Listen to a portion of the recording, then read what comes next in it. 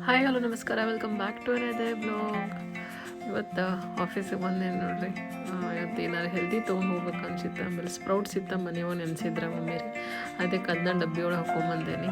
ಮಸ್ತ್ ಅದ ಲಂಚ್ ಮಾಡಿದ್ನಿ. ಆಮೇಲೆ ಈವ್ನಿಂಗ್ ಒಂದು ಸ್ವಲ್ಪ ಏನಾರು ಟೀ ಬೇಕಾಗತ್ತೈತ್ರಿ, ಅದಕ್ಕೆ ಒಂದು ಕೆಟಲ್ ತಂದು ಇಟ್ಕೊಂಡೇನಿ ರೀ. ಮಸ್ತ್ ನಂಗೆ ಹರ್ಬಲ್ ಟೀ ಇಲ್ಲಾಂದ್ರೆ ಖಾವಾ, ಕಾಶ್ಮೀರಿ ಖಾವಾ ನೋಡ್ರಿ ಮಸ್ತ್ ಇರ್ತೈತಿ. ಫುಲ್ ಎಲ್ಲ ಹರ್ಬ್ಸ್ ಅದು ಹಾಕಿ ಮಾಡಿರ್ತಾವೆ. ಒಂದು ಸ್ವಲ್ಪ ಏನೋ ಗಂಟ್ಲಿಗೆ ರಿಲೀಫ್ ಅನಿಸ್ತೈತಿ. ಇಂಥ ಕ್ಲೈಮೇಟ್ನಾಗ ಕುಡಿಯೋದು ಖಾವಾ ಮಸ್ತ್ ನೋಡ್ರಿ. ಅದೊಂದು ಆಫೀಸ್ನಾಗ ಇಟ್ಕೊಂಡ್ಬಿಟ್ಟೆ, ಯಾವಾಗ ಅನಿಸುತ್ತೆ ಅವಾಗ ಕೂಡ ಆ್ಯಕ್ಚುಲ್ ಆಗ್ತೈತಿ.